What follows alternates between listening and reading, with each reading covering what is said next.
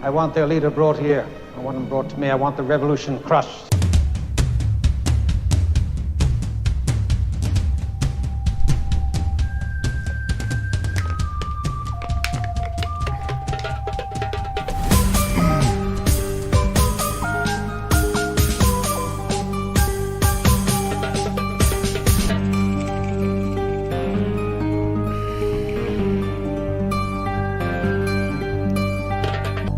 أنت مضحك؟ أنا مجنون. Sheikh Ahmed's making faces. Assalamu alaikum. Welcome to the show, everyone. Sheikh. Assalamu alaikum. Thank you for having me, sir. Welcome to the show. We have a special guest, Mort. Magic Mort. Magic Mort. Welcome. Magic Morty. Ahlan wa sahlan. We have to pay him now to come. MashaAllah. MashaAllah. Nah, just been busy, guys. He had to be here because people. Maybe we talk about that before we start off on all the crazy news. Confession. Yeah, just a lot going on. Announcement? No, I'm saying. I mean, just saying in general. Like, a lot going on. Like, some of you know, some of you don't know. We started a business, a couple of them, and just been busy. So we're getting ready to open a restaurant for those of you in the Chicagoland area. Mubarak. Probably in mid-July. It's a fully owned halal franchise called Bird's Hot Chicken. There's about 15 locations across the country. Majority of them are in Chicago. But yeah, we'll be opening in Naperville, inshallah, soon, in July. So it's been really busy for me doing that, getting things moving. But yeah, we kind of wanted Halal, to... yani? Halal? It's the only halal. Actually, it's the reason why we did that You is have to because... ask Sheikh. Yeah. And it's not only just halal, it's hand slaughtered, humanely treated, no machine slaughter. Wow. Yeah. Are you able to give us details? Vertical of location? cut, not horizontal, that whole deal. Yeah. So to avoid a whole lot of problems. But are you allowed to give details of Naperville location? You said Naperville, but are you allowed to give Yeah. location? It's going to be down the, for those of you in Chicagoland area, it's going to be a block over from the Olsen Masjid in Naperville. So on the corner of Route 59 and Aurora Avenue. So right across Fox Valley Mall. And actually right across the new food and entertainment district in Naperville. So Do TMM listeners get a discount is what they want to know. yes, you come in, if the first time you come in over there, you just mention it, you heard on TMM and we'll throw you a little discount. TMM's too broad. You got to say Mort. Huh? You got to say Mort from TMM. You can't just say TMM. Yeah, you can say Say TMM. Mort from TMM. You can say whatever, bro. Yeah, say Sheikh, whatever. why are you disqualifying the listeners? Then everyone Yeah, just so- says it. Already absorbed capitalistic mindsets. Yeah. You're not even part of his business.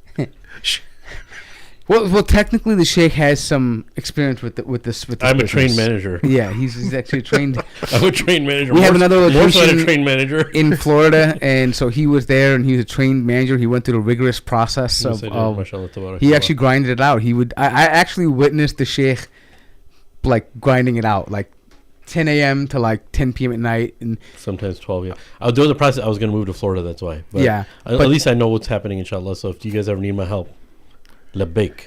Out of work manager. yeah, no, OWM.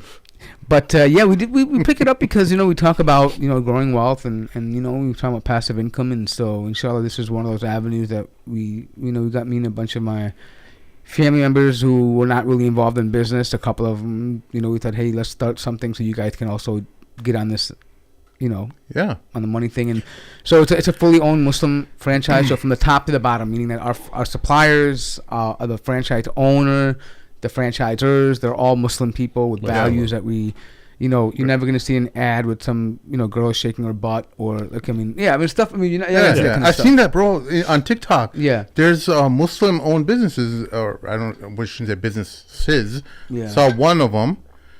It sells. Yeah, they're using. It sells. They're using. I don't know if she's a relative of the store or not, but she's strutting her stuff, trying to get people. Everyone in the comments, there's yo, we know what you're doing, man. Yeah. But more importantly, Mort has to do all this stuff because he's trying to help TMM. Yeah. Because no one's patroning. No one's patroning. Yeah. So there's all things Mort has to The do Sheikh to is support them. in a very expensive expense that we have, and we have to, we have to provide him driving compensation. His driving my honorariums. Toyota Prius. Every time the sheikh jumps on the show, we have to provide honorariums. So we pay. Me and Sim pay for that out of pocket. Thank you. No, he doesn't get anything. Sheikh does a feast of Allah. But the point being is that this is something we would talk about in the show about how people should try to think outside the box. Be your own boss. Yeah, be your own boss. And I've talked about that a lot, right? Being autonomous, not being dependent on people, and being able to be reliant on Allah and with your own effort. And that's important for a Muslim man. It's not just important, financially, but even with your time, everything, right? It's important, and the only way you can really do.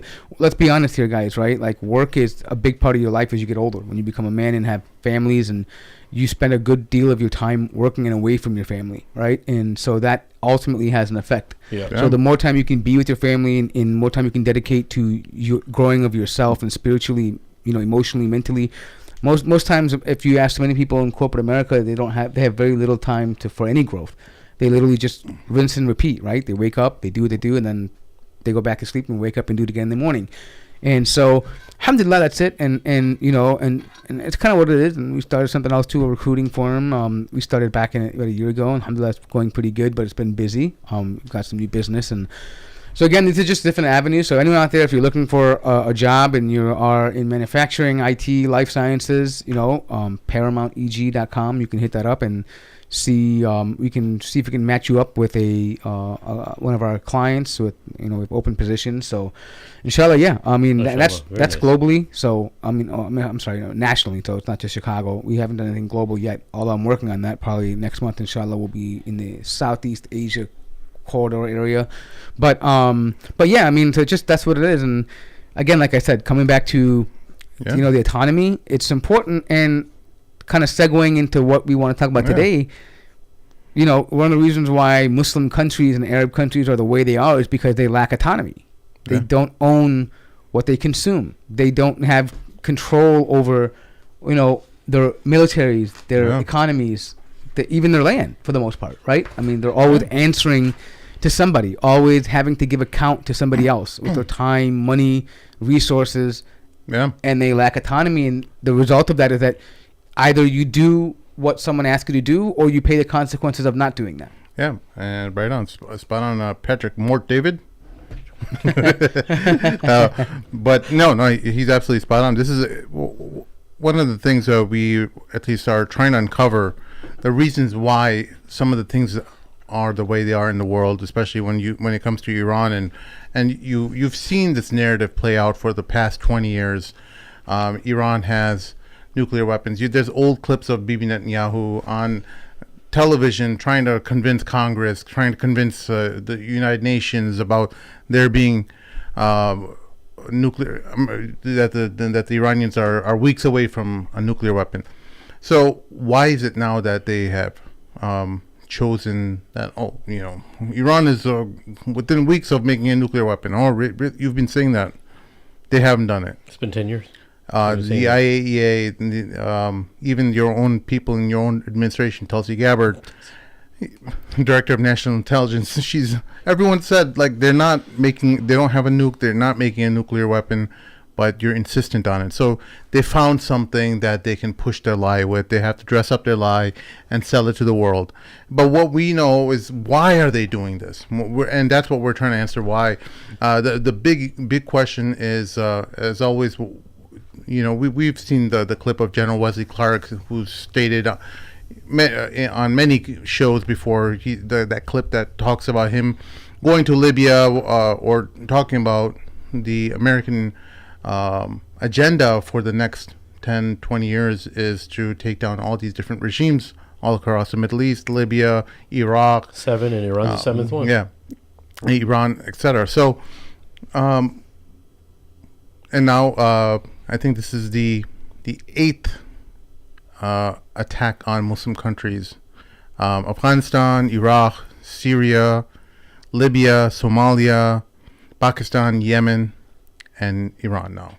So this is including Obama, Biden, all these different regimes that have come into play in the United States. So, but the why?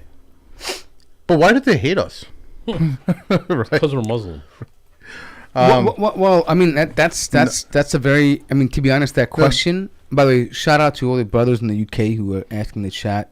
Big shout out, Riaz. I mean, I know you guys, it's probably late for you guys, but yeah, we definitely see your comments. So thank you, brothers. Shout out to the UK. No, but I mean, I think to answer that question, it depends on who you ask and what their motive is, right? There are some people out there, like in the Western world, that just frankly believe that Islam at a core is incompatible with the Western world, and it's a direct opposition with the Western world, meaning that they feel that Islamic values and Western values will constantly butt heads with each other, and it's a perpetual war between good and evil. Yeah, and but Saudi Arabia has Islam. I mean, at least on the surface level, we know they don't actually have the real Islam. They have an interest-based economic system, etc. We know all that, but on the surface level, at least from what the world knows about and what Sharia law is, they think, well, so they're Saudi Arabia. They have Islam. So that's why I negated Saudi Arabia, that reason. But go ahead. No. I mean, so let me further clarify that. Yeah. They believe political Islam. Okay. Is a threat to Western civilization. Okay. Right? In European civilization. So they're okay with the Saudis, the Emiratis, the secular, watered down versions of Muslim governments, Muslim majority governments, right? But the people like for example, when they talk Taliban, they talk people who have more authoritarian or theocratic views, right? About enforcing religious values. They see that as a threat. That's one camp. Then you have another camp that simply sees like the Middle East and that region as a gold mine. Right. And religion is just an excuse for them to go to war. Right? They see it as a money factory. Right? I mean, it's a free bank for them, and they're entitled to it because they're the Western world. They are, the power brokers, and they can decide who's in power and determine who has power and who has the money. Yeah. Right? And then there's, I think there's a third party in all of this, and this is probably the biggest single influence in all of it, is the pro-Zionists, meaning that whether they be Jews or not Jews, but the Zionists in general, and they have a plan. That's an important thing you just said. Yeah. Whether they're Jews or they're not, I think Zionism is much more bigger than what the idea of it's a Jewish supremacy ideology. It's become something that is a group of interests, a group of varying markets, people who are invested in war, are invested in having American imperialism spread across the world. I think this cabal or network of individuals are peddling this idea. They're all falling under that, and I think, it's not I think, I believe that even Muslim leaders today, many of them are Zionists. Even though they won't say it, they're going to condemn Israel, they're going to shake their fist in the air. Many of these leaders are part of this network. I think to define someone as Zionist is a pretty simple thing to do, right? It doesn't, if we're using the term, if we're using Zionist or Zionism as an umbrella term, then it becomes very easy to define who's a Zionist and who's not. Like, if you're willing to aid and enable a situation in which the Zionist can exert influence, you are pro-Zionist, right? And it's like saying, here's how I look at it. Like, you don't have to be. You can say, I'm not racist, but if you sit by and enable a racist person to spew racism, you are racist, right? Because you're allowing that to happen. You're okay with that happening. You don't see a need to push back against it, especially when you can. See, I think I draw a distinction between someone that can't do anything about it and maybe for self-interest, they're staying. I'm not saying it's honorable or whatever, but it's justifiable. I don't have the power. I worry about my safety. I don't want to do anything. But then you have those that not only are afraid for themselves, yes, but they go to the point where they begin to enable them. What do I mean here? Like, for example, there's many Muslim governments in the world that have been relatively silent on Israel, right? In general, right? And they still do. There's still some economic intertwining, whatever, whether it be through the Americans, whatever, right? That's one part. Yeah. It's abhorrent, but I don't necessarily classify them as Zionists. But then you have those that will actively enforce borders for them, shoot down missiles for them, Yeah.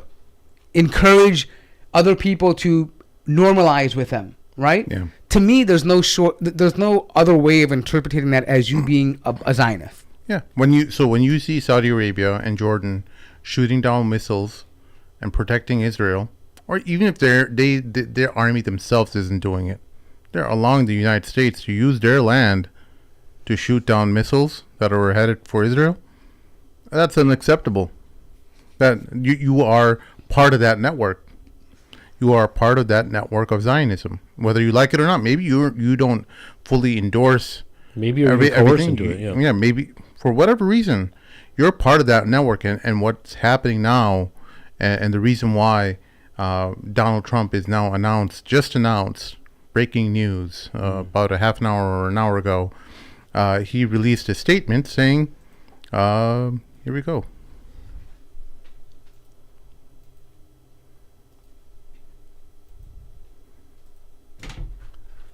It is not politically correct to use the term regime change, but if the current Iranian regime is unable to make Iran great again, why wouldn't there be a regime change? MIGA, make Iran great again. So he's basically stating that what was supposed to follow up with this. So for those who weren't paying attention, the MAGA movement has been split. There is a group of individuals who are very much against American involvement in Iran. They're against the bombing campaign. They feel like this is just a precursor to American involvement in Iran and boots on the ground and American lives being at risk. And then there's a group of these individuals who are war hawks, who are neoconservatives, people who are defending Donald Trump no matter what he does, and says you have to trust the president; he'll figure out what's right. So those guys were saying, no, you see, you guys have it all wrong. He's not going to put boots on the ground.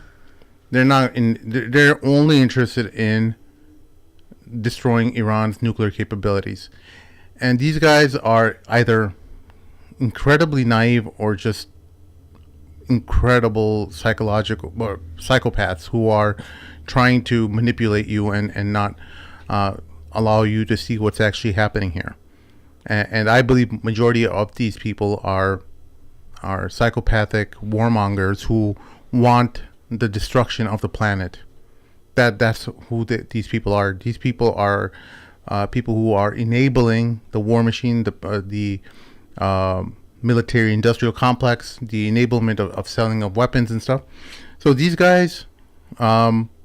But when you say destruction of planet, that can go two ways. Do you mean you just want them to have a lot of war, or you want them to start using nuclear war? No, I think they want war. I don't think they want nuclear war, but I think they want war because nuclear war eventually kills everyone, right? Yeah. The tit for tat. Bringing on Armageddon type thing. Yeah, I mean, I think the planet can only survive like 8 to 16 nuclear wars. Nuclear weapons being dropped, and then you end up having a nuclear winter that blocks out the sun. I can't remember the exact number, but it's not that a lot. It's not like hundreds. It's just a few of them. And when you have that nuclear winter, the sun gets blocked out, everything starts dying.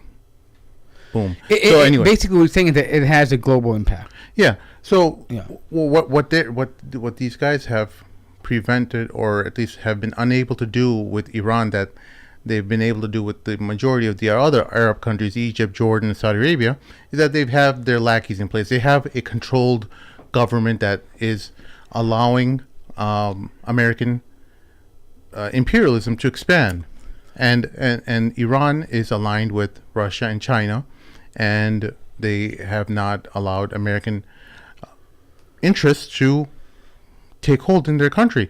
What did you see about a month ago?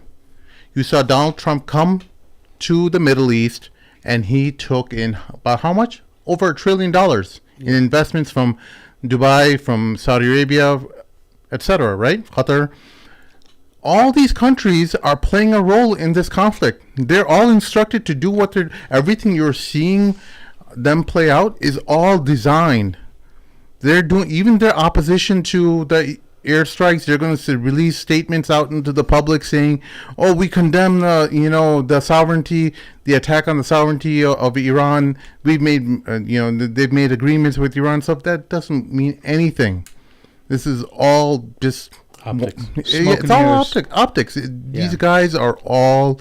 They all understand that they're in power because of the United States. So right? I mean, and the United States is their guarantor. Yeah. So I think I mean, and the reason why I think it's important to probably point this out if they don't understand this, if the audience may not know this, is that I think what Sim is and what we're doing right now is we're being a little bit oversimplistic because we're trying to simplify. Of course, there's nuances here, but essentially what that means is, hey, if you want prosperity and money, you have to jump on our train. If you want to get things like the World Cup, you want to have, American money in your country. You want to be taken off of you want to be increased on credit ratings for your nation. You want to get IMF loans. You want to be highlighted as places of travel, destination. Like, you need to play with us. Yeah. And if you don't, I mean, there's financial incentive to playing well with the American foreign policy. Right. And what they've demonstrated very clearly to places like Iran is that when you don't play along with American foreign policy, you're going to be struck with poverty and sanctions and all that, right? And that's what they're doing to Russia as well. Right, yeah. What they're doing to North Korea. They wanted to do it with China, but it's a little difficult to do it with China because they actually needed China to some degree. But point being, though, is that, and I'll say something different here. It doesn't work with Iran because Iran, unfortunately, the plan they had for Iran backfired on them.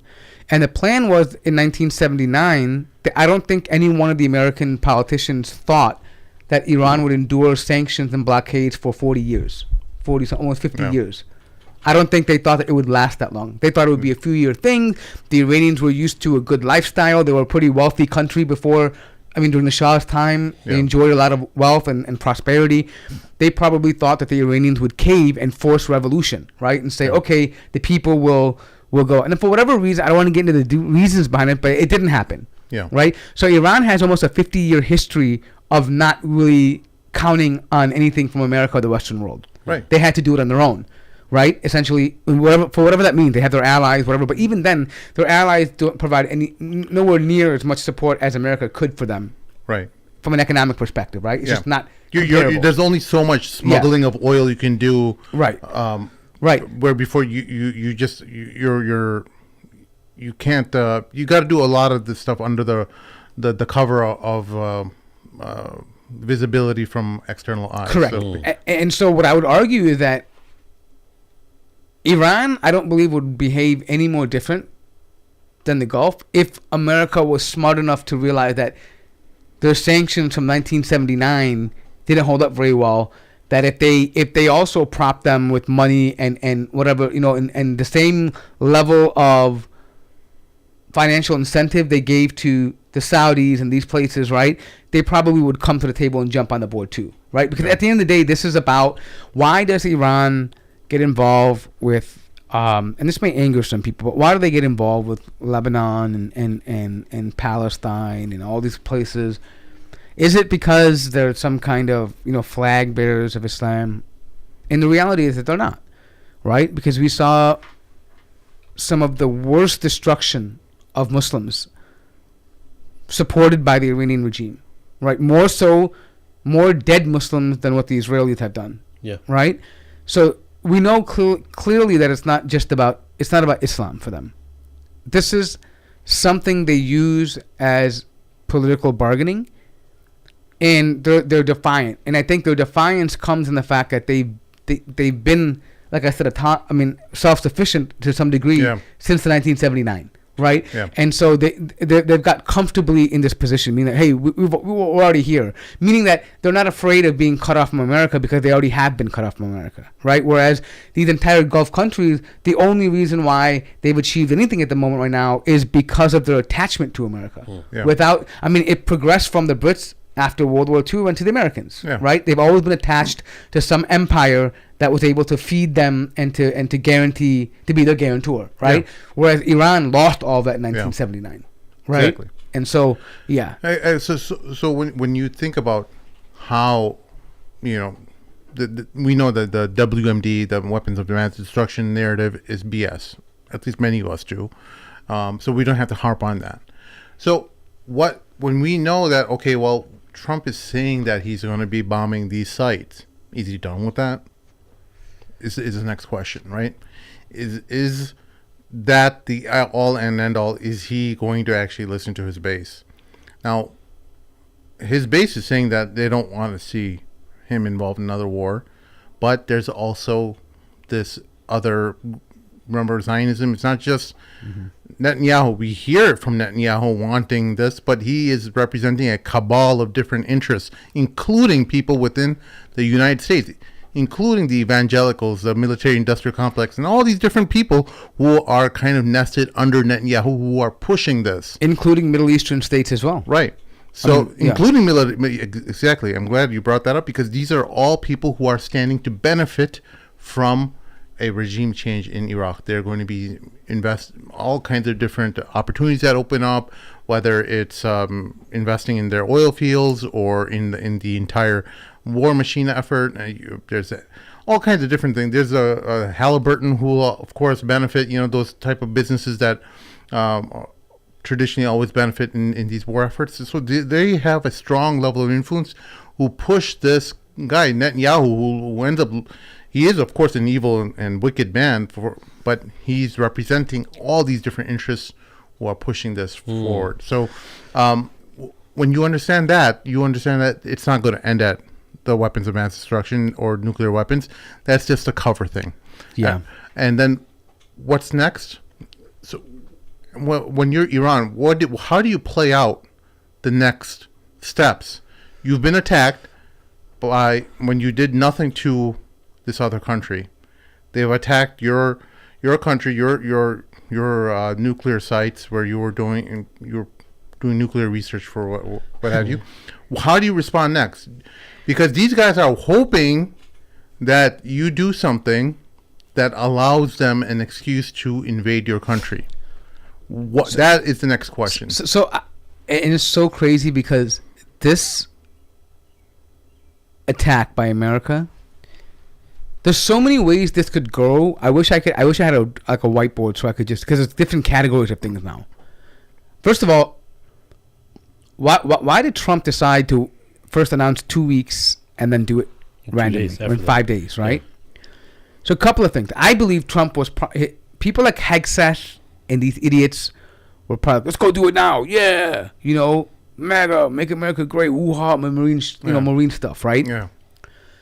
But Trump realizes that his base, as Sim mentioned, who's truly America first, doesn't want to be involved in foreign wars. It's not. He promised them. Yeah, he promised them. He made several promises. And keep in mind that, you have they when they were running, they frequently mentioned Democrats went into Libya, regime change. I always said Iraq was a mistake. 17 years in Afghanistan, nothing. They all blame people for going to war, saying that it didn't really. And what they were really saying at the core of it is not that they have a problem going to war.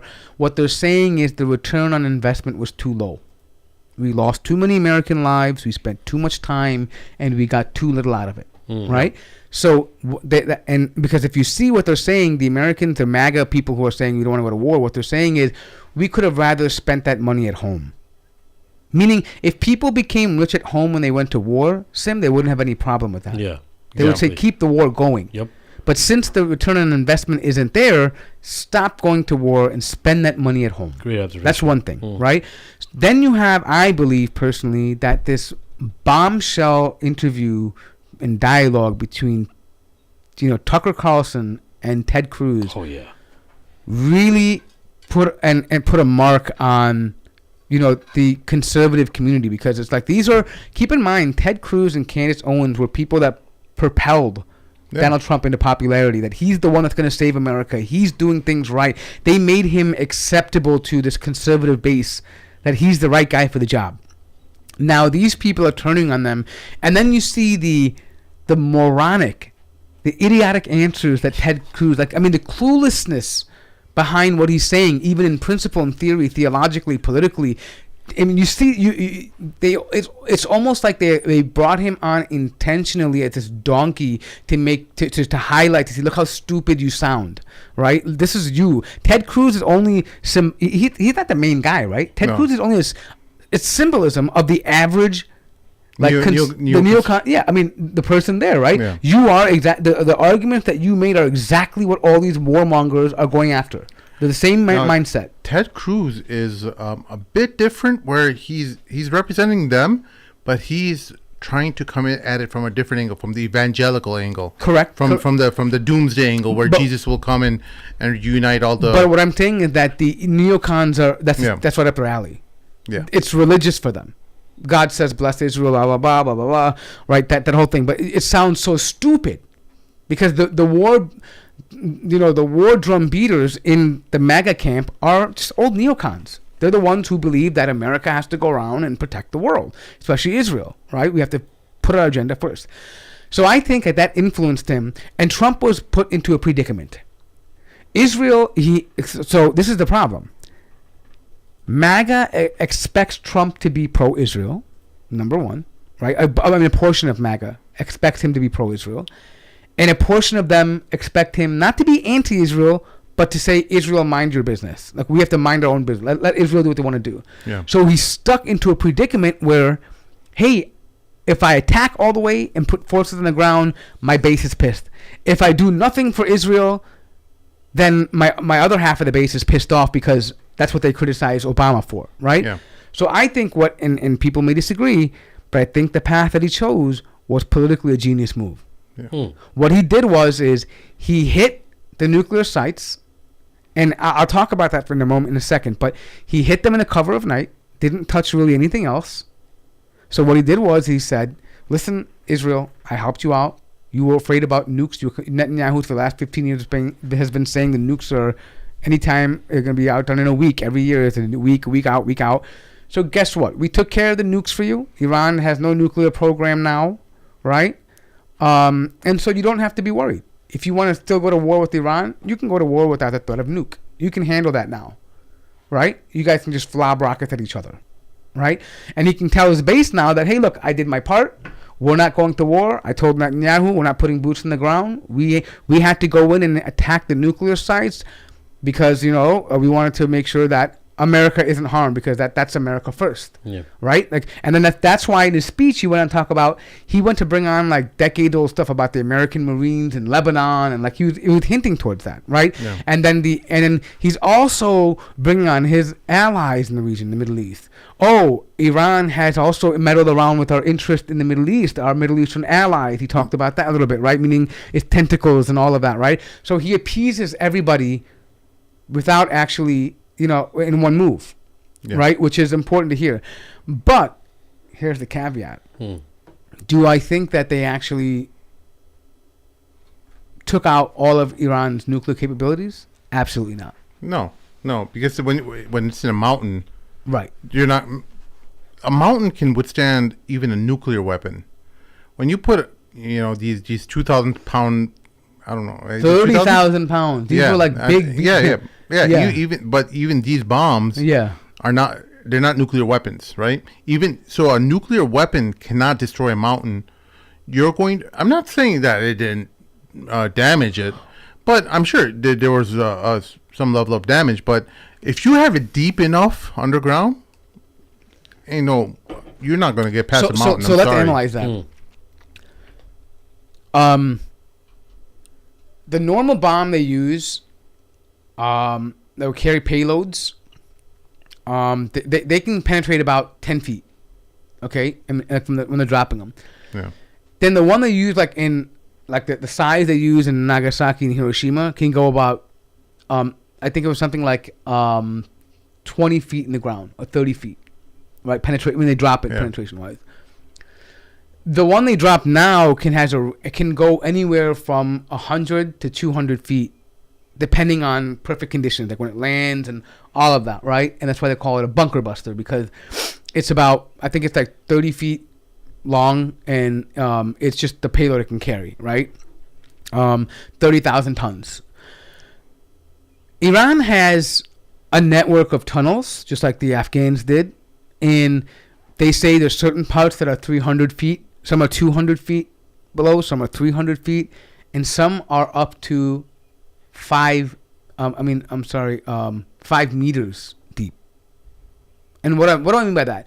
Do I mean that they actually dig 5 meters in the ground? Possibly. I mean, that's very hard to do, right? That's almost 1,700 feet. Yeah. Right. To dig 1,700, to build something 1,700 feet in the ground is pretty difficult to do for anybody. It takes years to do that, like decades, right? For that kind of spot to like build launches, right?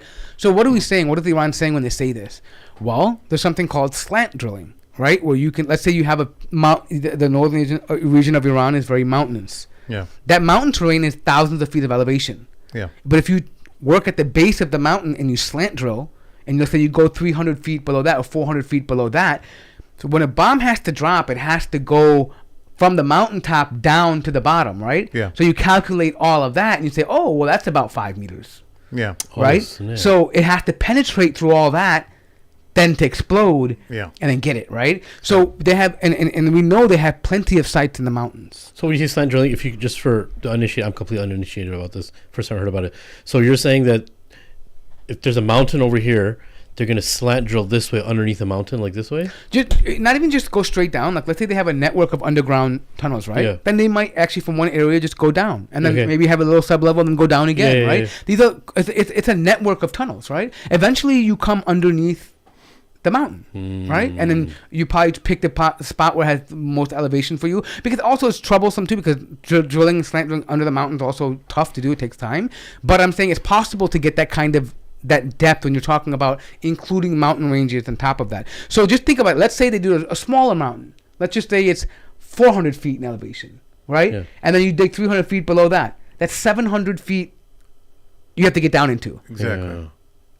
The biggest nuclear bunker buster bomb in the world can't do that. That's impressive. That's exactly it. And so let me just put on this just came in. Vice President, I certainly empathize with Americans who are sorry. They're doing a lot of damage control now. Exhausted after 25 years of foreign entanglements in the Middle East. I understand the concern, but the difference is that back then we had dumb presidents, and now we have a president who actually knows how to accomplish America's national security objectives. So this is not going to be some long drawn out thing. We've got in, we've done the job of setting their nuclear program back. We're going to now work to permanently dismantle that nuclear program over the coming years, and that is what the president has set out to do. Simple principle. Iran can't have a nuclear weapon. That has animated American policy over the past 130 days. It's going to continue to be a driving force of our policy in the Middle East for the next 3.5 years. I certainly. All right. So wow. He's basically confirming that they're going to do what it takes to get Iran into a prolonged conflict where they're going to eventually have to put boots on the ground. Yeah. So what they're going to keep agitating, keep bombing them, keep killing them until the Iranians respond and say, hey, we have to start bombing American bases in Saudi Arabia, etc., because we can't just keep on doing this. We can't keep on taking this kind of a beating. They're inviting the fight now. So they're inviting the fight, as you just eloquently put it. And that just gives them all the reason to invade, right? Because how much do you need to sell to American people once they attack American soldiers? They're like, look, our soldiers are being attacked. Yeah. American public, you need to come. Already, both CNN and Fox News, who are on the opposite ends of the aisle in terms of war, they're both united. They're pushing for this. Yeah. So you know that these people, the full effort is behind getting the American public behind this war. Yeah. And so, by the way, I just want to make it small. I think I misspoke. I said 5 meters. I meant 500 meters. That's 17. Yeah, I understood. Yeah. So the other thing is, I think that we have to really, really understand, even as far as like Republicans, the younger generation of Republicans do not agree with whatever the Republicans are doing as of right now. Like, I'll give you a small example. As the whole world understands this whole relationship between Iraq and Iran right now, the same style of inviting this war. They have nuclear weapons before weapons of mass destruction. Like, everybody sees this. Everybody knows that this is really, really bad. And everybody also understands, I think it's really important, that before, people didn't understand this whole bending the knee thing of Iran. They actually thought that they were terrorists or whatever, like, as far as Iraq, but compared to Iraq. But as of right now, people know that the only reason why this war is happening is because Iran's not bending the knee. It has nothing to do with nuclear weapons. Yeah. Because they're not bending the knee. They need that to happen. Yeah. Right? And that's why this whole association. Well, one of the things exactly, someone in the comment section asked a really good question. Is this better than having a Shia government who is, propagating their Shia beliefs and pushing for that in the Middle East? I would say the Shia government is a million times better than the advancement of Israeli American interests in the region, because what you're doing is just making them stronger. You're effectively, if that government goes away, you're putting in place a government that will, in effect, be making American and Israeli interests much more stronger. All that money from the oil and all the resources is going to go directly to Israel and the American benefactors. So I think we can divide it to answer that question. We divide it from two perspectives, right? One is the Islamic one, and one is a purely political, secular one, right? Meaning that, so from an Islamic perspective, the way I view it is, they can both kill each other. I don't have Allah says in the Quran that Allah will put zalimeen against each other, and let them destroy one another. Allah will use a zalim to oppress the other zalim for what they did, right? So this could be a case of that. One can destroy the other, no problem, right? And just from a religious perspective, Iran is not all Shia, right? There are like 30% Sunnis, and of course they have their oppression too. But again, this type of warfare we're talking about, it doesn't differentiate between Sunni and Shia. Everybody gets affected. Everybody's going to get People need to understand that why we're saying what we are. Iran has been responsible for much of the Syrian destruction, which the Gaza the genocide, what you're seeing, pales in comparison to what Iran and Hezbollah did in Syria. Over 1 million people died. All right. So we, back 10 years ago, we were what you guys are experiencing, or many people are experiencing with Gaza right now. We were like watching the news and reading every single thing for Syria, like every single day. That was our Gaza back then. Their purpose was to eliminate. So we haven't forgotten that at all. So I want our listeners to understand that we're not Iranian sympathizers. We know exactly what Iran has done for the past 15, 20 years. No, absolutely, and that's what I'm trying to say. Like, that's why for me, I don't view it as like, oh, the Muslims should win against Israel and we should support Iran. In that sense, religiously, no. But now, from a political perspective, right? This is where it gets complicated, right? Iran is a neutralizer in that region for Israeli offensives, right? Effectively, Jordan, Egypt, Saudi Arabia, UAE, all these countries are useless in terms of neutralization. They are co-conspirators with Iran, right, in the foreign policy. Qatar hangs in the wind, but we know that they're ultimately, they know also they're controlled, right? They make some things here and there, but they don't really have much to really offer. They have to go with the wind, right? Iran has been that for its own reasons, not Islamic ones, but for its own reasons, it is repelling Israeli foreign policy, right? And the Israeli agenda. So,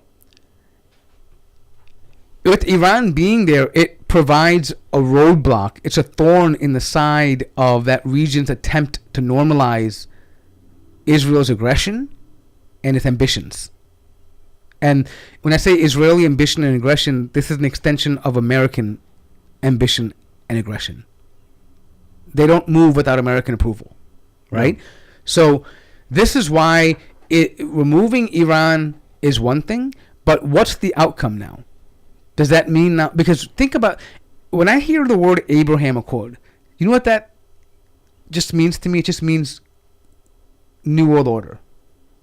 Of what kind of interests of I'm thinking of overlapping interests in the Middle East. Yeah, I mean, That what that means is this is a new world order under American, like Western, foreign policy and agenda, and where Islam and Muslims have their interest has nothing to do with it. Your job would be then to serve the interest of Western individuals, right? That's really what, when I don't hear Abraham Accords in terms of, we get along and neighborly and we're politically going to be great and we're going to have, financial prosperity. Again, we've seen this play out before. The Shah was prosperous in Iran. Saddam Hussein was prosperous, right? We saw these things happen, right? Many countries in the world benefited from the relationship with the Americans, right? And ultimately, it backfired on them, right? And so what I'm saying is that if we know traditionally when America gets involved in removing regimes, the ending for those people in the region is not a good one. Iraq has not recovered. Libya has not recovered. Syria is still not recovered. And Iran would be the same thing. Yeah. And to be honest, what you have to understand, and this is the true fact of the matter, inorganic regime change and violence only breeds more violence and more extremism. Yeah, of course. So if you think the Shiite regime, the possibility of this Shia regime, as bad as it is, there could be an even more radical regime that comes about. Yeah. Because of the aggression they're facing. Yeah, especially because of Khomeini now, he knows. I think there was a nice special that was done on him gathering all of his successors because he knows that he's going to be going. He feels like he's going to be going. So they're starting this appointing process. If he goes on a certain sector of Iranians, there's going to be a crazy level from them, the Yemeni Houthis, and Hezbollah. There's going to be a crazy level of rebellion. I believe right? They already have they have a whole factory in the Hausa full of Mu'ammim that are going to come there and meet next, right? But he's 78 years old, even regardless of a attack on him. He's old enough to die soon. I mean, relatively normal age, right? I mean, and I believe his son, I think his name is Mujtaba. Is the one that is, like, I believe is going to be his successor. But the point being, though, is that he and by the way, I'm speaking here from a political wing, or a view here, right? It has always worked better for America to show diplomacy and invest in nations that they're trying to control. Yeah. We saw that with Japan. After they did the initial blast, right, we saw them reinvest in Germany, in Japan, in places around the world where they ended up propping them up and they become allies. I'm talking about, if you're talking about being an American ally, I'm not saying right or wrong, right? But they propped up the Saudis, they propped up the Qataris, they propped up the Kuwaitis, right? And they're all loyal allies. Yeah. They don't have to bat an eye about their loyalty, right? It would have been smarter for America to go in and do that with Iran. Yeah. But they can't do that to Iran. Why? Because the Middle East needed a boogeyman. Without a boogeyman, there's no threat to Israel. Without a boogeyman, there's no threat to the Gulf region. Yeah. There's no reason to go to war. But no, even on a political level, the reason why I was mentioning the Khomeini is because on a very, very political level, even as Muslims, we try to seek out truth and justice and everything. Because Israel pulled America into this war again, this means that Israel got away again and is going to get what they wanted through crippling Iran and regime change. All these protests and people that were against this whole notion of Israel and their political motives was because they didn't want Israel to get away with more. And Israel gets away with more now because America got involved on Israel's behalf for Iran, right? The other thing is that the morale of the believers, of Muslims, I should say, and the world combined, it's not going to sit well with them because they know this is all a sham and it's all a lie, all for the sake of Iran bending the knee.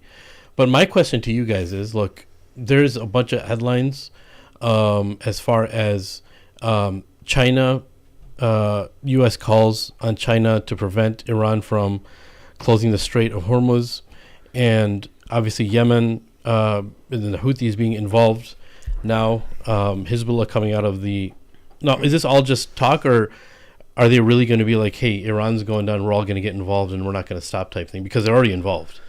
So Iran will most definitely probably try to put some chokeholds on the Strait of Hormuz, right? Because the Strait of Hormuz are, so just so people know, about 20% of the world's oil moves to that region. Yeah.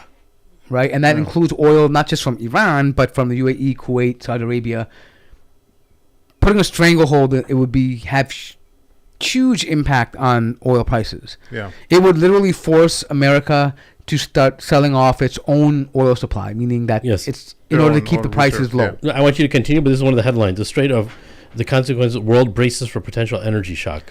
Yeah, right? and that's what we're talking about, right? But now here's the caveat, right? Short term, does America need the Straits of Hormuz to be open? No. Because America has large reserves of oil, right?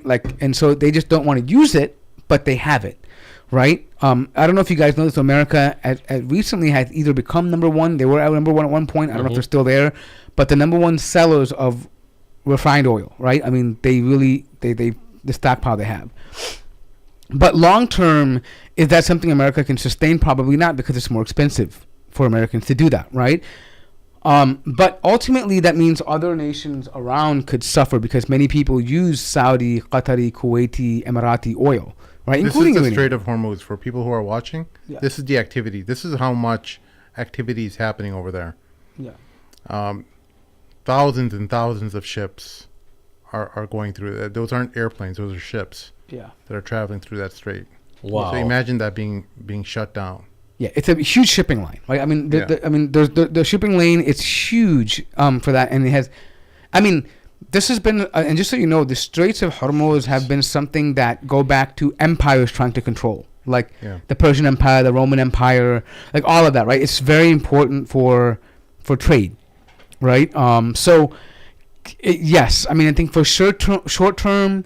It won't immediately. I mean, America could do some things to mitigate the cost of oil because of the reserves that they have, but long term, it's going to be very difficult, and it can cause serious problems for the world markets, right? Because Europe isn't that energy independent. Neither is, and also it might anger partners like China, who depend on getting oil from that region. So right? Since you mentioned China, what do you think? I mean, obviously Russia and China have always been involved in the shadows, even in conflicts like this with Iran. But what do you guys think? Russia, China involvement, America? Absolutely. If they have any chance of having any capability in the future, China and Iran have to step up. They have to, right? They have to. I mean, we're just speaking strictly from a secular. From a geopolitical standpoint, we're not talking about what we want or anything, but at least in terms of creating some level of a bulwark against American imperialism and expansion. At this rate, you're going to be having bases surrounding China.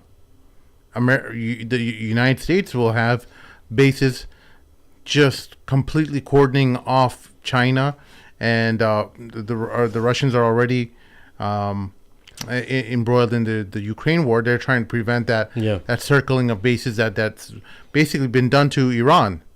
Iran's surrounded by bases in the Persian Gulf, right? From Saudi Arabia all the way Iraq, etc. So just to add off to that, so do you think America sees that Russia is so busy with air offenses with Ukraine that there's no way they can get involved to a legible capacity because they're so busy with Ukraine and China? For whatever reason, they have another reason. Well, that's it's a bold move. No, but that's partially true. But again, if you provoke Russia to behave, like they may start dropping some catastrophic bombs over all of Ukraine. Just start leveling us savagely, right? Say, hey, we got to focus somewhere else, right? We're done with this thing, right? I'm not saying that they may even get to the point where they may drop a dirty bomb or a mini nuke or something like that, right? Just to finish the situation, right? What I'm saying is that, is it likely? No, but if it got to the point where now they're going to be pigeonholed, right? And like this is a war of survival. Yeah. Like, right, for them to say, hey, longevity, they may accelerate the ending of that war. Yeah. In order to be on the guard and to be prepared to have to answer to American presence in Iran in those areas. Yeah. So let me ask a final question about this, because this is what's kind of bugging me. I couldn't find anything about this. So generally, when bombings like this happen, when America would do something like this to Iran, bomb its nuclear facilities, right, and say that it obliterated it, even though it didn't, right? That's a problem. It actually didn't. Yeah. Now, are Russia and China looking at this? Let's say Russia, okay? Russia's looking at this and be like, this is just whatever. It's all optics. They're not really going to do anything. Or, because for me, if I see this, I was like, dude, if Russia and China don't step up now, if it is actually a serious war, Yeah. then they're probably never going to have a chance again in a long time. Yeah. Like, they have to. You're absolutely 100% right. And that's a correct line of thinking that you're heading in, because if there is no one to stop the regime change in Iran, Yes. you're effectively done. Your days are numbered as China and Russia, as far as they're concerned, and their global footprint and influence is concerned. You're done. You're yesterday. All the remaining countries in the wouldn't want world that haven't There's no been fallen in line under American imperialism and the domination, they'll all fall in. And you know why it's so hard to tell what Russia's actually thinking? Because they don't put out as much propaganda as America and Israel do. There's one other scenario here. A scenario in which America has back-channel talks with Russia and China before taking action. Yeah. Meaning it wasn't unilateral, right? Meaning that they got buy-in and they said, okay, this is our plan. This is what we plan to do. Don't be an alarm, right, kind of thing. Now, is that out of the realm? Is that unrealistic? No, I think it happens a lot, right? Which is why I'm asking the seriousness of this war, because if there's back-channel... No, I doubt that, because Iran doesn't have... Iran is directly linked to China and Russia. So that would why would the Chinese say, like, hey, no, that's okay? Like in that back channel in my mind, it's because it's not actually a serious hit. No. So maybe they'll say, hey, listen, America, because China, again, that relationship with China and Iran is materialistic, right? Meaning China gets a lot of its oil from Iran, right? Yeah. So if America can guarantee that China will still get their ability to get their oil, exactly, money, right? The money, keep their money flow and their resources. However that looks like, I'm just saying, right? Yeah. Because everybody needs something from something. Right? If they have back-channel communications that make certain guarantees, they won't be an American base. There'll be regime change. We'll let them put their people in place. There's a lot more cooperation between Iran and the oil. It's beyond oil. It's military. It's all these different intricacies within Iran that is influenced by China. So China in no way would ever give a green light. They would say, do what you got to do. Well, we're going to figure out our response to it, and chances are the Chinese are very careful in entering any conflict that they basically want to enter when they know what the outcome is. They're very calculated. But yeah. the other problem with China is they're very risk averse. They're just an economic superpower. They're not the same type of superpower America is. So as long as they're satiated with their money flow, I think they're going to be okay. I'm not saying I think it's beyond that now. When you look at China and how much influence that the United States has done in its the South China Sea and its relationship with Taiwan, and China and the United States are not friends now, and America sees them as a hostile nation. So there's no other reason why the Chinese would ever give a green light. It doesn't matter about what kind of interests that will still stay in place after regime change. They will see this as an move, an active, no, but just not just that, but an increasing effort to go further east, further onto their borders, expansion of American imperialism. Because that's how far is Iran and Afghanistan from China? Not far. Not far at all. So what China's worried about right now is also America has a huge influence in the Philippines, has a huge influence over Taiwan, right? So they see themselves in the South Chinese Sea already, America at their footsteps. The last thing they want to see is America coming from another angle, right? And also, this back channel deal might have been more realistic had Trump not started a trade war. I see. The likelihood of because they were in a better place, right? But right now, China sees itself in a trade war with America right now. Okay. Right? And America sees it also with China too, right? I mean, in order for a deal like that to happen, America would have to say something. The trade war is over. There's no more tariffs. Like, I mean, it would have to be some monumental like concessions, right, for that to happen. But the thing is that, again, like Sim said, China is very risk averse. They don't want to. They're not the type to go into an all-out war and prepare battleships. They like to do things like pull strings. Like to take very measured responses, and they always like to portray themselves as a civilized people. And not just that, they're very. This is why they haven't joined or created a coalition like NATO. Yeah, BRICS is something that's very much in its infancy. I'm not saying it can't be something bigger and greater further down the line, but right now, they don't have anything where if Russia gets attacked by the United States, China will be pulled. There's no NATO. There's no NATO type of type. And this is their weakness. This is how the United States has expanded its influence across the world. Is that, even in some capacity and even in a very hypocritical nature, how NATO is basically just when the United States feels like it needs to use this lever of power, it forces NATO countries to be involved in it, right? So China and Russia and Iran and any other country not being united in any kind of treaty or any kind of Warsaw-like pact opposition to NATO, it just further fuels the fire. And but that's another interesting thing that's different this time around too, is that not only did Trump start a trade war with China, but he's also alienated European allies. Europe is not happy with the way America's operating, but then again, Europe is like a wounded dog. They don't have many options, right? Their relationship with America has cost them. Their military dominance, their ability to defend themselves, their energy independence. It's cost them a lot of... And so Europe themselves are at a crossroads. Do we continue to embrace the American policies that have now clearly demonstrated that it's all for one for America?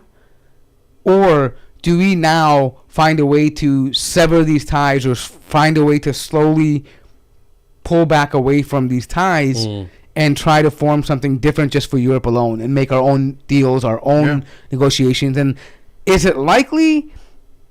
I don't know. I don't see it very favorably because it's just very difficult to do after decades since World War II being aligned with American foreign policy and dependence. But it may be a decision that they're forced to make and say, we can't continue down this.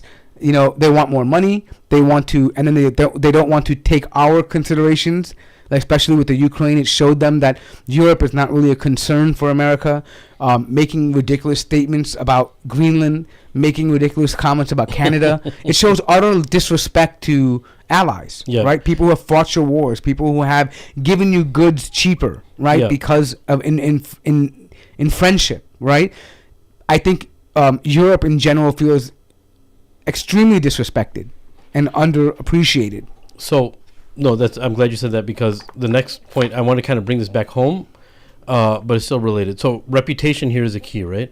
Internationally, especially with Europe, Russia, China, and the Muslim world, Trump's reputation is in complete shambles, obviously. But even in-house, in the United States, domestically, he's trying to work on this whole immigration thing. He's kind of being bombarded on all sides. But now, Thomas Massey, he was saying that, the international law, what am I trying to say? Like the breach internationally that Trump did without getting a Congress sign off before all of this. What did he breach? He said because you have to get a sign off from Congress. No, you don't. In order, you don't? No, a president can strike any nation. No. It's part of the Constitution that in order to declare war. No, he's talking about a caveat. He's talking about a loophole. He's talking about a loophole. Wait. Going to the words matter. Yeah. declaring war and conducting a strike are two different things in terms of Congress. A president can actually start a hold on war for 60 days and justify that and then have to go back to Congress and get approval. He can wrap up a whole mission in 30 days and do that and get away with it. That's the loophole that a president has. That was started in 1971, right? Otherwise, the law states that Congress shall be the only one to enact war. The loophole was in 1971 where presidents can go around and do strikes, they can do things, but they have 60 days to brief and get approval from Congress. Okay. But a strike is not considered a war. because he's commander-in-chief. He sees a viable threat to America, and he has the right to act. I see. I'm not saying it's true what the recommendations are, but America hasn't been at war since World War II. And the reason I ask about reputation is because they're just using that as fodder to be like, oh, he went, because even the Republicans, as far as the America First, they're actually harping on this too, that he broke international law by, but this makes sense now. I think it's just fodder. It's fodder that they're using. What for they're his saying is that reputation. he's misusing his powers, but again, it's going to be very hard to prove because Bush did the same thing, Obama did the same thing. Yeah. I mean, they struck Yemen, they didn't declare war in Congress, right? Yeah. They didn't do these things. The intention behind the ability for the executive branch of the United States president to be able to launch his own strikes temporarily was so that he can stop an imminent threat. That's the intent. The intent behind it. Obviously, Trump. Hence, they built up the nuclear war. Trump, threat. Obama, etc. They've all been abusing this ability to do it because it hasn't been challenged in any capacity in courts. Yeah. So, But even in court, he can say it's an imminent threat because of the uranium and all that kind of stuff. well, Nuclear- he can say that. whatever he wants, Yeah. and That kind of works out for him. I'm saying. Yeah, For so- building so up this they- whole propaganda about that. Yeah, they're going to try to create some kind of defense if they did take it to court, but there's no every Very little they can do legitimate about that. every legitimate body in the world has said, including the IAEA, Yeah. including the director of national intelligence, Tulsi Gabbard, saying that they don't have nukes. But you know So- what's interesting though is that they said that this is a threat that we received to American bases. I mean, they're gonna spin doctors, right? I mean, Yeah. it's not just the same thing they did about weapons of mass destruction, right? If it didn't work out, you spin it a different way, Yeah. right? I mean, to be technically frank and remember when Iran hit Israel. Remember there was talks about how a missile landed very close to an American embassy. Yeah, Right, and it didn't actually hit the embassy, but it blew out some windows and caused some concussions in the area, whatever. Right, but I'm saying if you want to speak from to the letter of the law, a president could use that and say, "Look, this was a threat to American life." I see what you're saying. Yeah. Right. So go ahead, finish your thought. No, I'm just gonna say Yeah. that. So to don't bank on people trying to stop Trump from doing strikes or any president, right? They have a loophole for a reason, and they've used it. Democrats and Republicans have used this for decades. It's not something new. All right, so let's wrap this thing up in a nutshell as we conclude. We're going to try to figure out how Iran responds from here on out. There's a few different options, right? If you're Iran, you can ignore that the United States just struck your nuclear facilities.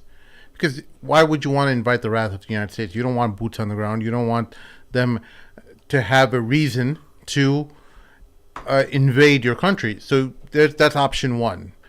You continue bombing Israel and you ignore that the United States just hit you and you're not going to attack their bases. Okay? Option two is you respond to the aggression from the United States and respond in kind and attack their bases in Saudi Arabia, etc. Right? And that'll invite more war, right? Option three is you Surrender. No, well, they're not going to surrender, but realistic options. Option three is that you continue striking Israel and you form some level of, you come to the bargaining table and you figure out some solution that that'll make the United States happy.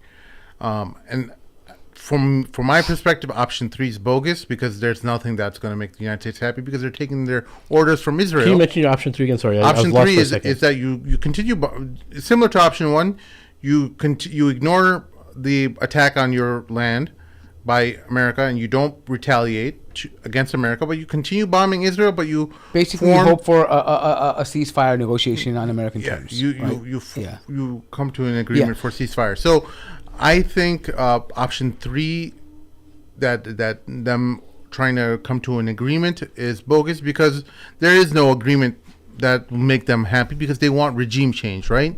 So if they want regime change, they're going to do anything they can to sabotage these talks. Remember how they were saying that, we're in conversation with you, etc., and all of a sudden Israel starts attacking them and kills their negotiator too. By the way, I think that was coordinated by America. That was a way of exercising pressure on Iran to negotiate. Like they but they literally killed their negotiator. No, of course, I know. But what they're doing is they're showing that they're basically what happened. This is how it probably went down, right?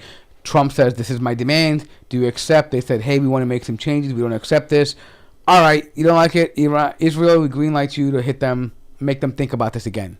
It's kind of like I got you, like this gunpoint. I'm like, hey, give me your money. You're like, what if I give you half my money and I pistol whip you? You're like, all right, give me your money. Right? It's kind of like that's kind of what's happening. They behave like mobsters. That's a very good analogy, because this is when you have to imagine, when you look at politics, you have to imagine the bully on the playground, how he would behave. You see a bunch of kids from another neighborhood who are really wealthy. You're a bully who's pretty wealthy yourself. You're not just any old bully who's just wealthy. You're big and strong, and, influence. You carry a lot of weight, and you have this other kid. Let's just call him attack dog. Who's ready to go? Let's just call him Rubenstein. No. Rubenstein. How about this? Rubenstein lives in a neighborhood where other rich kids live. Those rich kids have a lot of money that Rubenstein would need, and the bully's friends with Rubenstein, says, "Hey, little Rubenstein, I want you to start some stuff up with those kids, because I need to get them to start paying us some money." Yeah. So if you form a relationship with Rubenstein, and you say, "Hey, let's start getting some money from these guys." So you're just shaking him down. Just think of a mob boss and a capo, right? The capo goes out there and he makes the money. He shakes down other people. Right, the capo has the territory, he runs it, and that's what they're doing, right? Essentially, and that's really what it is, about extorting money and exercising pressure. So I believe that's what happened with Iran, right? And I don't think, in my fair, honest opinion, I don't think Iran thought that America would greenlight an attack by Israel during the negotiation process. I don't think anybody would have thought that. I don't think Europe thought that. I don't think anybody, because if you think about it, Europe was already scheduled to meet with Iran on Friday before even the attack happened, right? And they still met with them, but obviously now they have to. Iran does not want to negotiate now, because they see Europe as an extension of America too, right? Like, it's nothing different for them. So there's going to be no way. There's no way to compromise now with them. And I'll tell you, since you're talking about closing, in a nutshell, I think, and I'm not trying to be conspiracy theorist, I think this works in the benefit of Israel from the onslaught that's happening in Gaza right now. I think the past 10 days, they've counted over 300 people dead, right? And I think, obviously they wouldn't go to a whole entire war as a decoy, but it worked in their benefit, because there's so much carnage happening in Gaza right now. Yeah. It's insane. And now the world, it's so crazy how magically evil these people are, and just distracted. Everyone forgot about Gaza ever since the war thing started.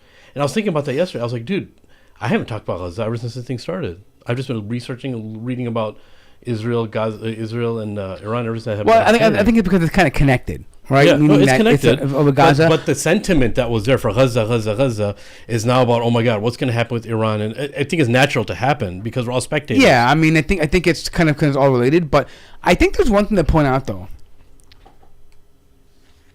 I think the world and Iran and people watching on the sidelines were able to see exactly what Israel is capable of. What they're good at, what they're not good at, how they can respond, where they holes, where they respond from, where their batteries are, how David Sling operates, how Arrow 2 operates, how quickly can they, address their central cities being attacked, how effective are they in this, right? Like, if you look at it, like a ballistic missile took away an entire neighborhood yesterday. Right? I mean, just one. They think it's a cluster bomb, but it literally just shattered the entire thing. Yeah. So one thing they realize is that Israel is very well protected in terms of its bomb shelters, right? But they know that it's very easy to overwhelm their air defenses. Yeah. Including, it's not only is it easy to overwhelm, it's also very costly because even the Americans brought in their THAAD systems. Yeah. $12 million each time it goes off. And it took them, like for what Iran made, just to give an example. I mean, Iran's ballistic missile is probably $6 million, right? That's probably what it would have cost to make, right? To deploy. Just one of the U.S. THAADs is $12 million to defect that. And how many times do you think And not to mention Israel's also, it's additional, because that's on American ships, right? Then Israel has its own defense going off. Yeah. Right, so because they breach the same airspace, right? They're not coordinating. These batteries don't coordinate with each other, right? So that's probably another couple $100,000 for each one of those missiles that go off, right? Wow. And so you see, I think Iran and the world, people are watching. They understand what it would take to cause for a city like Tel Aviv to incur mass carnage. Like what I'm saying is, there's learning. Of course, cities are being destroyed. I'm speaking very, like from a very, how to put it, inhumane perspective, right? Just very stoically, right? I mean, just looking at the picture as it is, right? You know exactly what Israel has, right? You know exactly what it can do, what it can't do, what it's capable of. We know Israel cannot destroy bunkers. We know that. Right? Israel cannot ward off a swarm of 100 rockets at a time. They can't. Even 30 now, we see that, right? This is what a THAAD system looks like, by the way, for our listeners. Mm-hmm. Yeah, so I think that if people are paying attention, they realize, well, all of this technology, all of these things, and the trillions of dollars it takes to keep this up doesn't keep Israel any safer. Yeah. Now, we're talking about civilian loss and casualty. Yes, they're good at protecting their civilians. They have bunkers. They have those kinds of things. But then again, most of what Iran threw over were just rockets and some ballistics here and there, right? Drones, right? But if you talk about a major attack, do you think it's going to get to that level or no? I can't. I mean, not without American intervention. I mean, but the possibility of something like that happening. I mean, if it were to ever come to Israel, it would be catastrophic for them. And the reason I'm asking is, I know we said in closing, but so many people have been beating the drums. Well, World War III, it's not going to get to that level. Well, I think it'll really be weeded out before all that. It depends on how, because the Chinese attitude is so timid right now. If the Chinese and the Russians say enough is enough, we can't allow, because Iran is literally the last stronghold that they have in terms of a meaningful influence in the Middle East. You're effectively opening the gates. Remember, China's cordoned off in the east with Japan, Indonesia, all these other islands in the South Pacific. They're all containing China.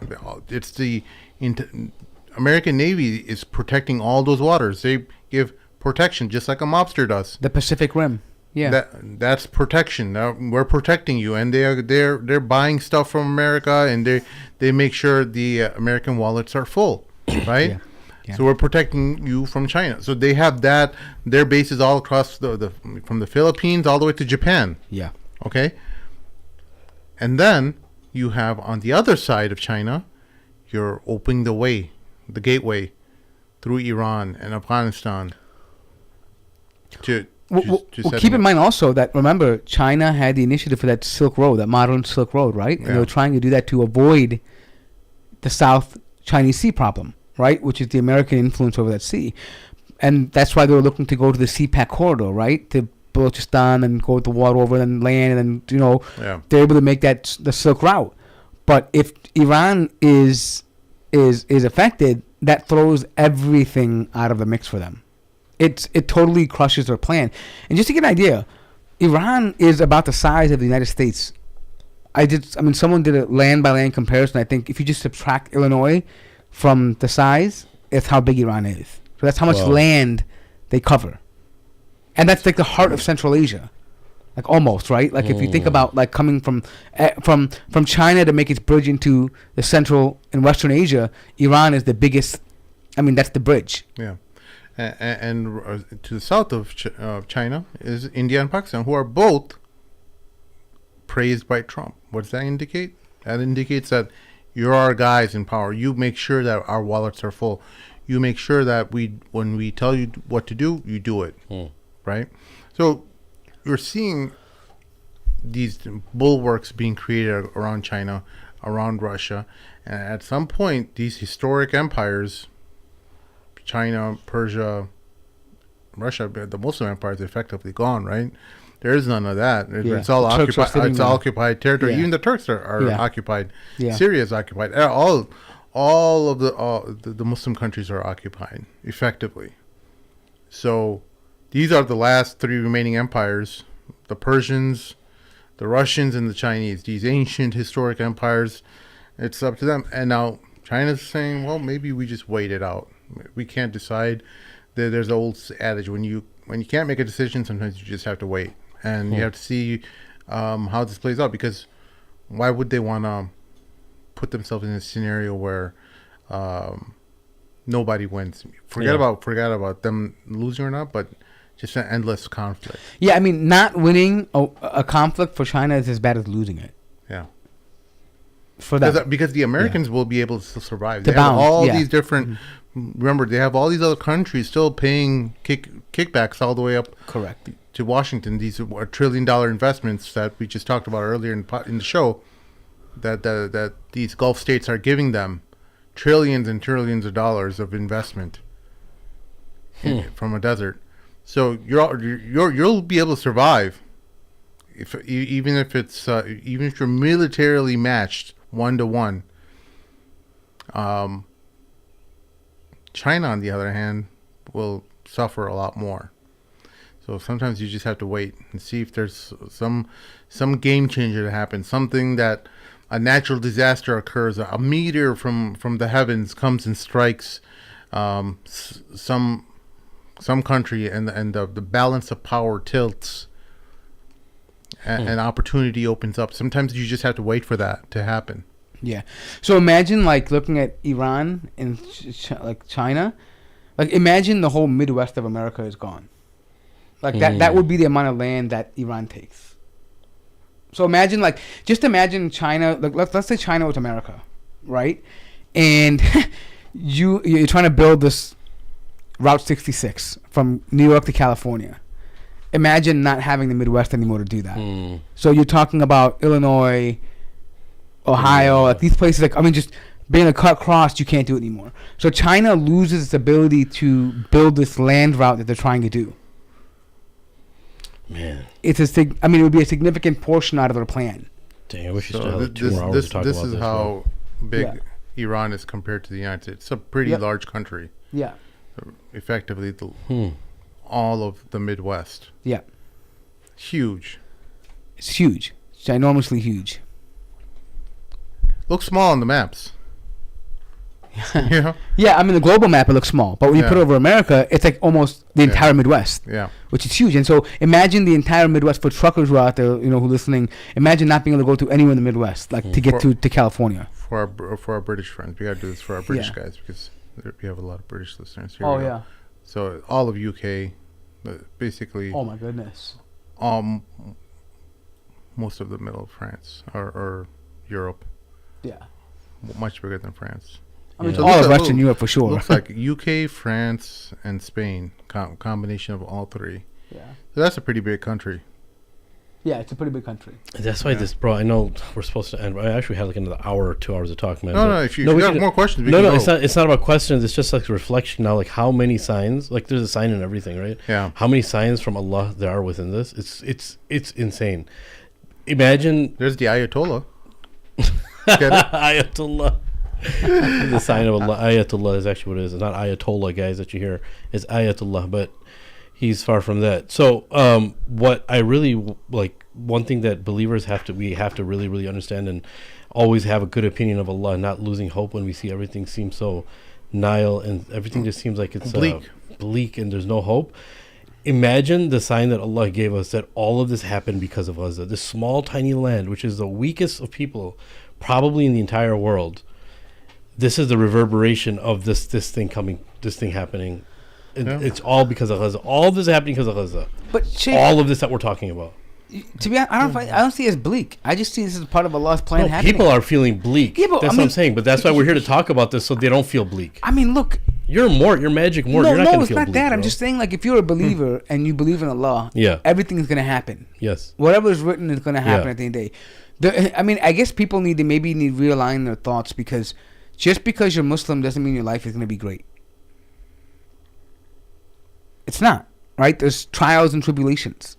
This world has some good moments, some bad moments, Yeah. some trying moments. But remember, everything with every hardship comes ease. Yeah. Right? And that ease sometimes is death. Who knows? Allahu Alam, right?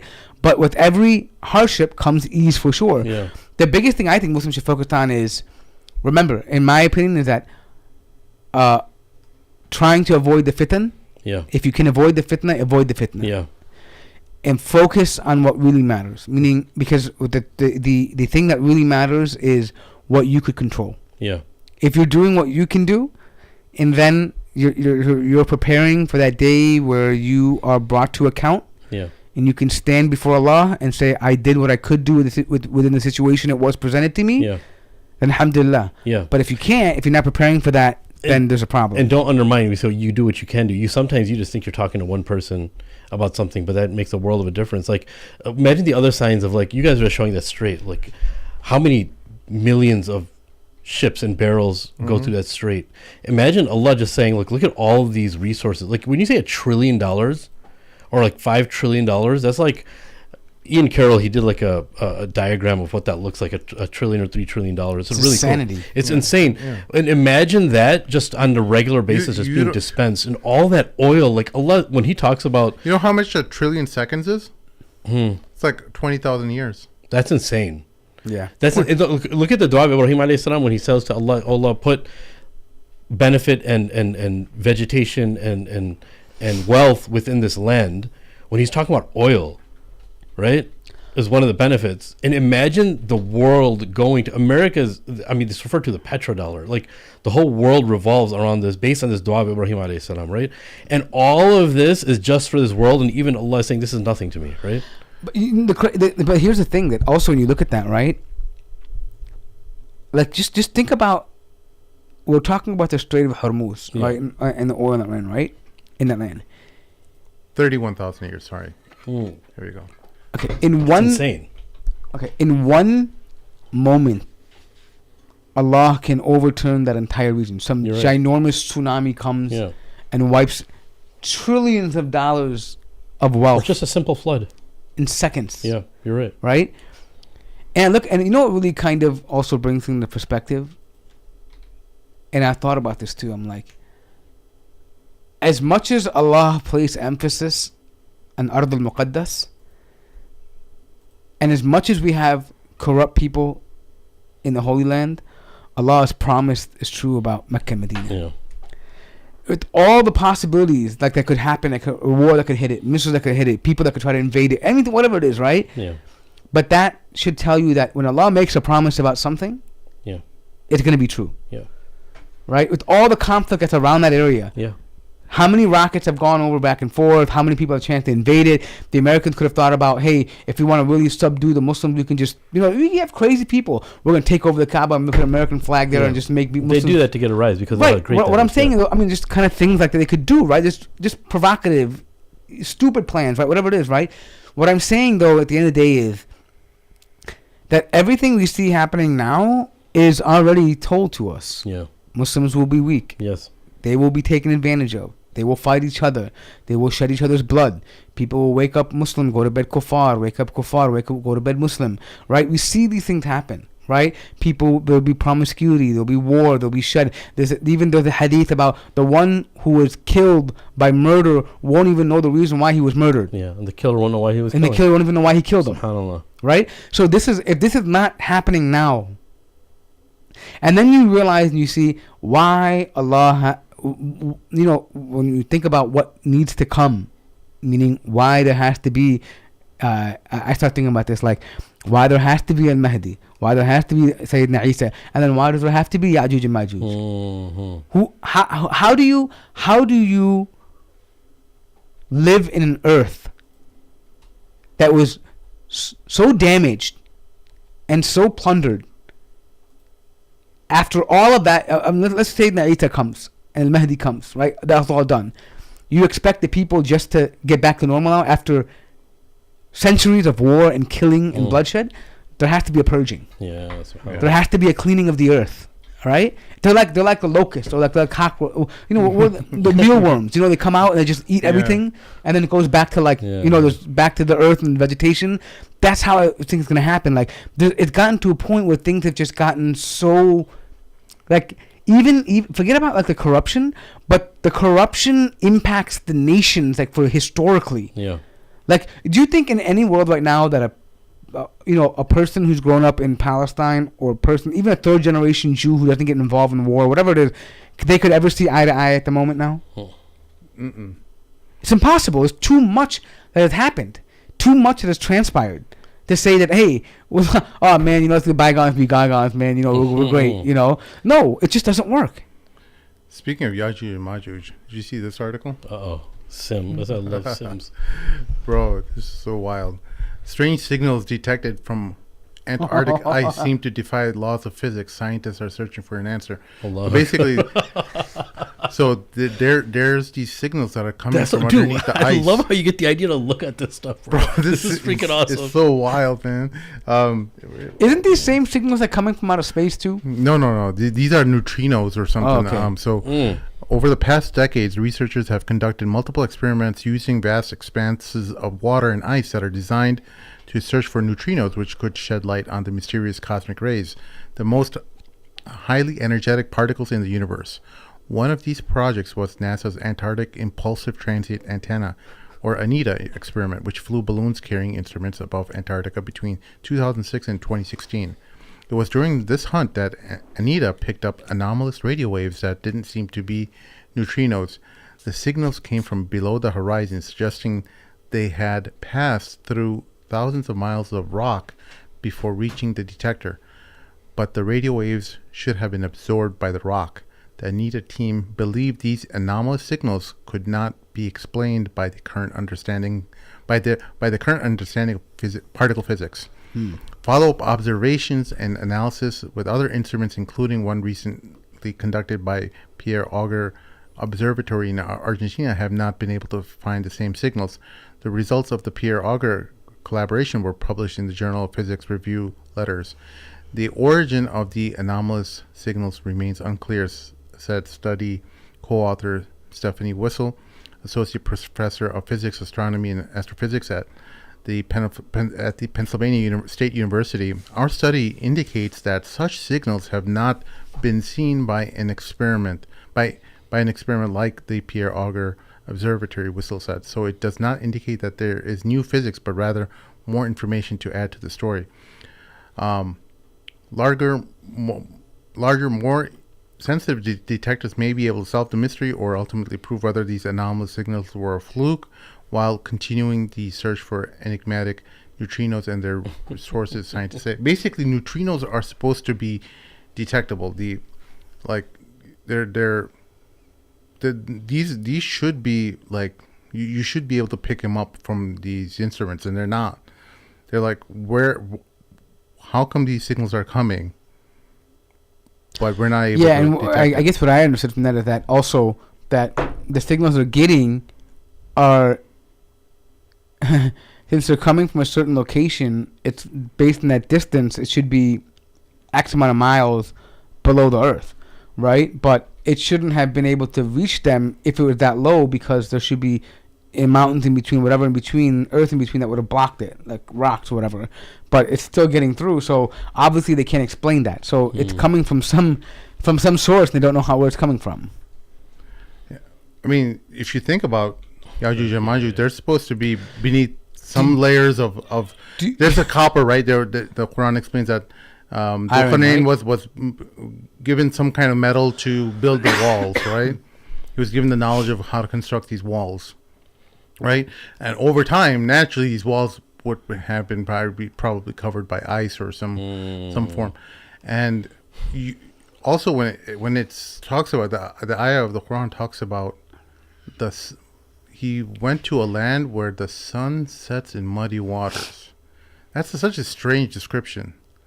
Like, it seems like, to me, at least when you read something like this, and they're talking about rock and sediment and mud, you know, what do you think? I love this, bro. You know, I'm just saying. I'm not saying it's for sure. I love it because I love the fact that I'm just saying that I love when your mind works towards this and we start going down that rabbit hole. I've been hunting them for a long time. As soon as Google Earth was created. What if those sounds them like just chipping away at the like? Yeah, that's what I'm wondering. You know, That's what he's talking like, about. ding, That's what I'm ding, saying. ding. You know how like Oompa Loompa ding ding ding ding. You tune Now that we're little getting rhythm. wacky, bro. Yeah. But yeah, dude, this was great, boys. This is a good Sunday podcast. I appreciate you guys. Yeah, man, absolutely. Folks, we hope you enjoyed our show. If you like what we're doing, please help us out on patreon.com/the Mad Mamluks. We do not make any money from podcasting. Every bit of your support goes directly back into the podcast. We appreciate your support, and as always, throw a comment in the comment section below with your thoughts related to this show. Let us know if you think what you think Iran will do in its future response. That's it from us. We'll see you all next time. Assalamu alaikum. Assalamu alaikum. I want their leader brought here. I want him brought to me. I want the revolution crushed.